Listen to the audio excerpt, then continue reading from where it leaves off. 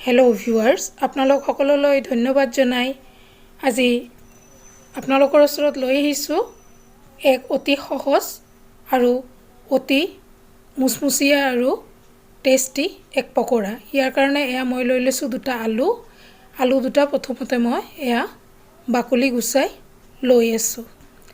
আপোনালোকে ইতিমধ্যে যিসকলে মোৰ চেনেলটো ছাবস্ক্ৰাইব কৰিছে আপোনালোক সকলোলৈ ধন্যবাদ, আৰু যিসকলে নতুনকৈ চাই আছে আপোনালোকে ছাবস্ক্ৰাইব কৰাৰ লগতে কাষত থকা বেল আইকনটো দবাই দিব, লগতে লাইক, কমেণ্টছ আৰু শ্বেয়াৰ কৰি মোক আগবাঢ়ি যোৱাত সহায় কৰি দি দিব। মোৰ পিঁয়াজৰ বাকলি গুচাই আছোঁ। পিঁয়াজ দুটাৰো মোৰ বাকলি গুচোৱা হৈ গৈছে, আৰু পিছত আৰু এটা আলু আছিল তাৰো মই বাকলি গুচাই লৈ আছোঁ। মোৰ বাকলি গুচোৱা হৈ গৈছে। এতিয়া মই পিহনাত মিহিকৈ আলু দুটা কাটি আছোঁ। কিমান মিহি হৈছে আপোনালোকে নিজে দেখিছে।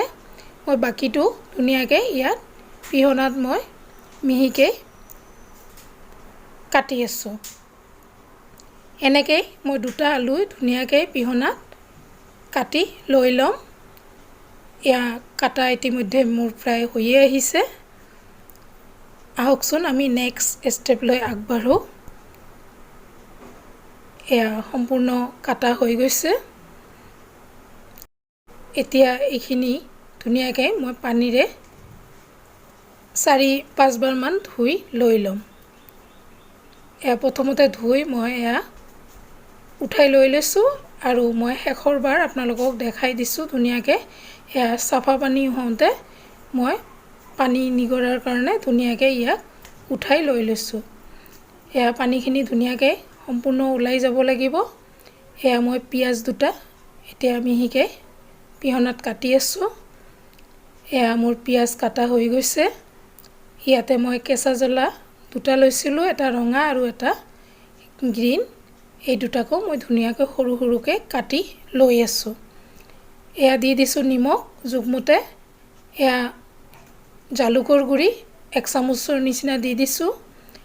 শুকান জলকীয়া গুড়ি মই জোখমতে দি দিছোঁ হালধি গুড়ি, ধনিয়া গুড়ি আৰু জিৰা গুড়ি, লগতে দি দিছোঁ মই মিট মছলা অকণমান দি দিছোঁ তাতে, ইয়াৰ টেষ্টটো বেছি হোৱাৰ কাৰণে। আৰু দি ধুনীয়াকৈ মই হাতেৰে মোহাৰি লৈ লৈছোঁ, আৰু তাতে আলুখিনি দি ধুনীয়াকৈ ইয়াকো হাতেৰে মোহাৰি মিলাই দি দিছোঁ। মিলোৱা হওঁতে মই প্ৰথমতে কৰ্ণফ্লাৱাৰ দি দিছোঁ 2 চামুচ, আৰু পিঠাগুড়ি দি দিছোঁ 3 চামুচ।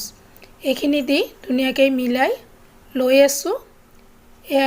মিলাই লওঁতে অকণমান ঢিলা যেন দেখা পায়, মই আৰু 1 চামুচ পিঠাগুড়ি আৰু 1 চামুচ কৰ্ণফ্লাৱাৰ দি ইয়াক মিলাই লৈ লৈছোঁ।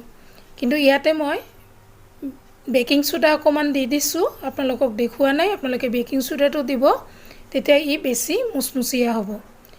কেৰাহী বহাই দি তাতে দি দিছোঁ তেল, আৰু মই ধুনীয়াকৈ সৰু এটা টেমাৰ মুখা লৈ লৈছিলোঁ বৈয়ামৰ, সেই বৈয়ামৰে ইয়াক ধুনীয়াকৈ শ্বেপ দি এটা এটাকৈ মই ইয়াক তেলত দি আছোঁ। তেলত দিওঁতে ধুনীয়াকৈ ই শ্বেপ এটা লৈ লৈছে, আৰু ইয়াক মজলীয়া জুইত লাহে লাহে ভাজি আছোঁ, কাৰণ এইখিনি যথেষ্ট আলুখিনি কেঁচা হোৱাৰ লগতে অকণমান মুচমুচীয়া কৰাৰ কাৰণে অকণমান টাইম লাগিবৰ কাৰণে ইয়াক মই মজলীয়া জুইত ধুনীয়াকৈ ভাজি আছোঁ, আৰু ইয়াক মাজে মাজে ওলটাই দি আছোঁ। চাওক মোৰ ইতিমধ্যে দুটা হৈ গৈছে। ইয়াক মই উঠাই লৈ লৈছোঁ, আৰু ইয়াৰ পিছত মই আৰু ইয়াতে কেৰাহীত আৰু দুটা দি দিছোঁ। এনেকৈ দিয়াৰ পিছত প্ৰথম দুটা মই উঠাই লৈ লৈছোঁ, আৰু ইতিমধ্যে মোৰ বাকী দুটাও হৈ গৈছে। এতিয়া এই দুটাকো মই উঠাই লৈ ল'ম। চাওক ইমান মুচমুচীয়া হৈছে দেখাতে। উঠোৱাৰ পিছত মই আৰু ইয়াতে কেৰাহীত দি দিছোঁ, আৰু মই প্লেট এটাত উলিয়াই লৈ লৈছোঁ। আৰু কালাৰ যেনেকুৱা হৈছে ই তেনেকুৱাই মুচমুচীয়া হৈছে। ই যথেষ্ট গৰম।